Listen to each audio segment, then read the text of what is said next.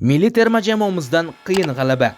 Jahon chempionati saralash o'yinlari doirasida O'zbekiston milliy terma jamoasi o'z uyida Qirg'iziston terma jamoasiga qarshi maydonga tushdi. Muxlislar bilan to'lib toshgan Bunyodkor stadionida ajoyib o'yin guvohiga aylandik.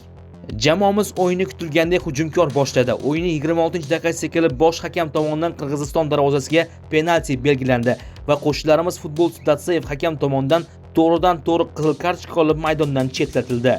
Eldor Shomurodovni penaltidan yo'llagan zarbasini Tokayev qaytardi. 40-daqiqa O'zbekiston terma jamoasidan ajoyib hujumkor kombinatsiya va Xo'jakbar Aljonovdan kerakli gol. Jamoamiz o'yin davomida bir qator yaxshi vaziyatlarga ega bo'ldi, lekin hisob 1-0 ligicha saqlanib qoldi.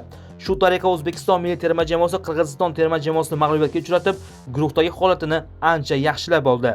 Eslatib o'tamiz, keyingi o'yin 25-mart kuni Eron terma jamoasiga qarshi mehmonda bo'ladi. Albatta, keyingi o'yinda ham terma jamoamizdan muvaffaqiyatli o'yin kutib qolamiz.